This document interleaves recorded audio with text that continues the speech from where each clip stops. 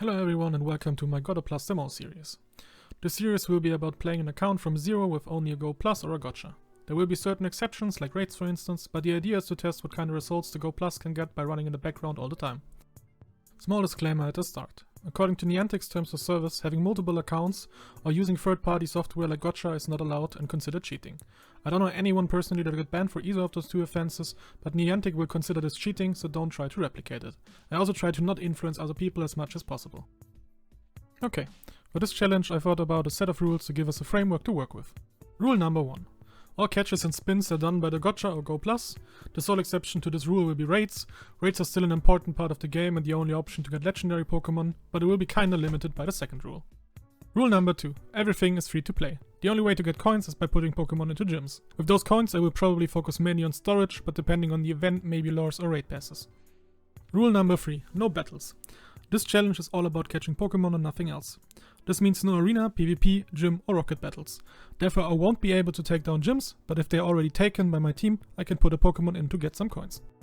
Rule number 4. Only shinies from research. If field research or special research tasks are completed passively, I'm only allowed to throw a ball and therefore catch it if the Pokemon is shiny.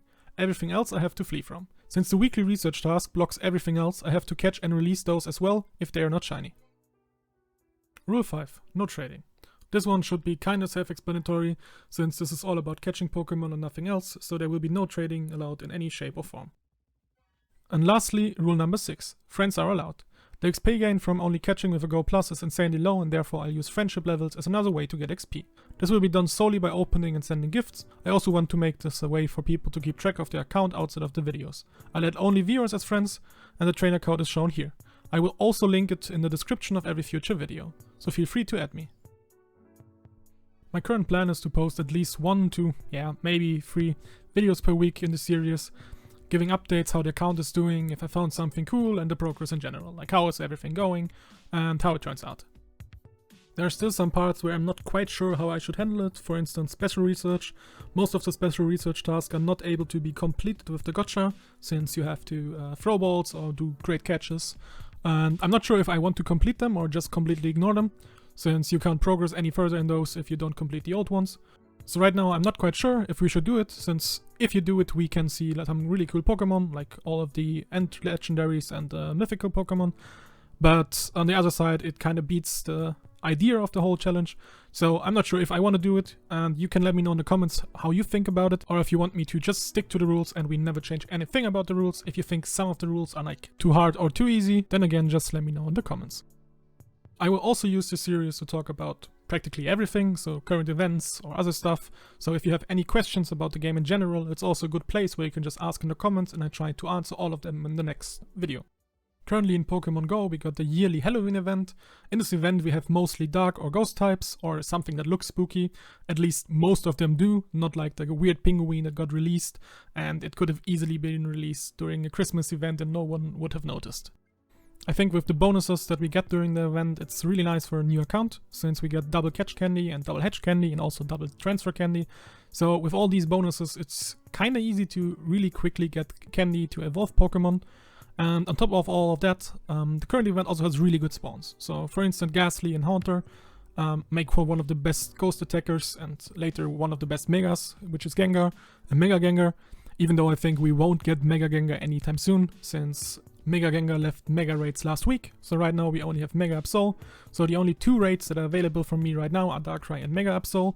And yes, there is a research task which gives you 20 Gengar candy, but for that you need to do 10 super effective charges. But first of all I need to get the research task, which wouldn't be too easy since it's not too common.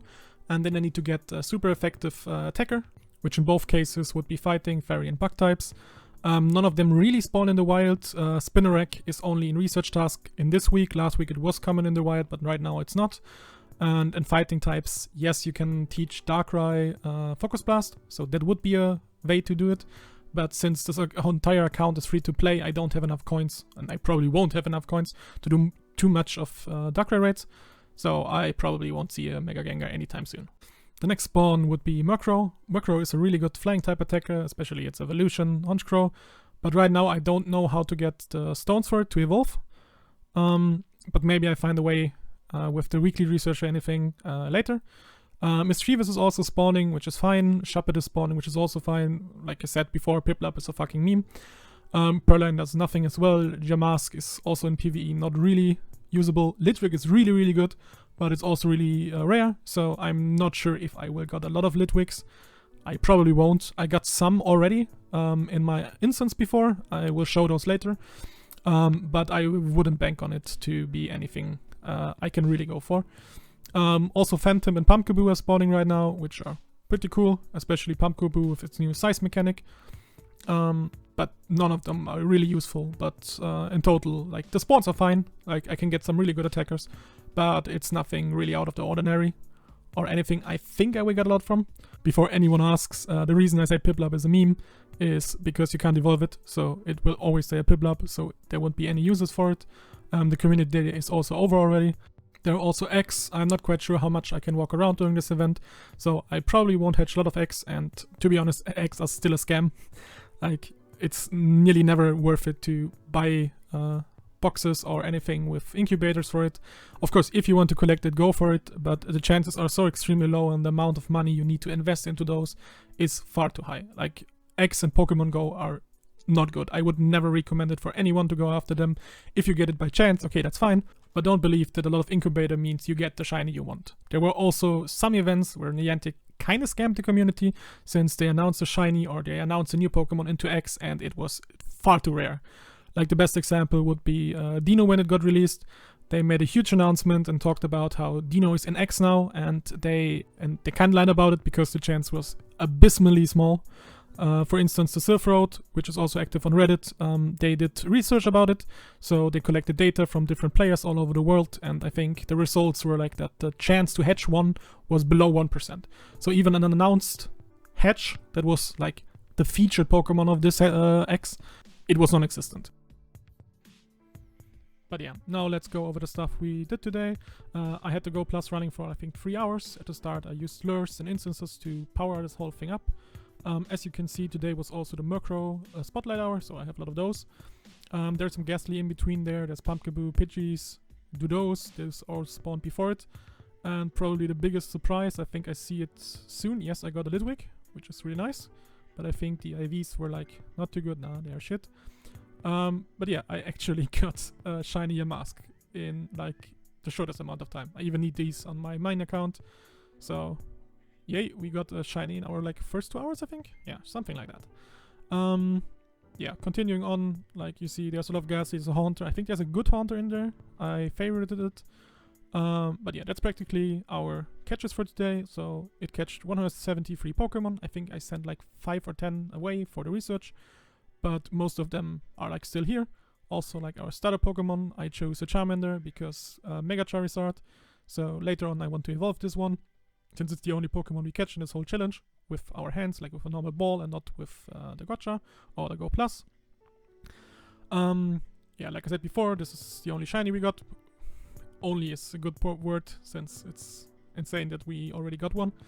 And we've got 7 Pokemon which are 3 or 4 stars. I think they're all 3 stars. So we got a Ghastly, which is fine, I guess. There's a Murkrow, which is kind of fine. There's Jamask, who's kind of fine. And Eevee. Eevees are really, really good for new accounts, since you can get really good counters, depending on which type you evolve them into. A Pidove is actually also really nice, since it's a really nice flying attacker if I evolve it later. This is, I think, my best Haunter, so this is the prime candidate to evolve it into a Gengar. We already have like 136 candy for it, so we can evolve it, we can't trade, so this evolution will never go to 0. There's another one, but it's worse. But yeah, I think this is all for the first day, so it looks kind of good. Right now I'm mostly deleting all the items I never need, so potions are gone, revives are useless, Lucky Eggs I will use, Instance I will use, but I look for better stuff. Since I put a single Pokemon into a gym already, we got the remote pass from the weekly free box, which is 1 coin. The gifts I can't send away right now, and all the Pokeballs. The Great Balls will be sent away as well. The berries will be sent away, and the Nana berries will be sent away as well. We also got a Sunstone. Maybe we can use it in the next event. the Day of the Dead event, which features Sunflower and Suncon, I think. So we already got a Sunstone for that to evolve it. That was a misclick. Yeah, also took the free box from today, but nothing special about that. Yeah, this is the first. Oh, we caught another Litwick. Let's see how this one is. It's bad as well, but I'm trying to get a good one. But yeah, it's RNG if I get one. We will see. Also, there's another Murkron spawned, and apparently someone has a lure active near me. I try to use lures if I'm at home, and when I'm running around, like there's no use in it. You see, I didn't walk around much today. Like this is only my house, and nothing more. Yeah, and that should be it for today.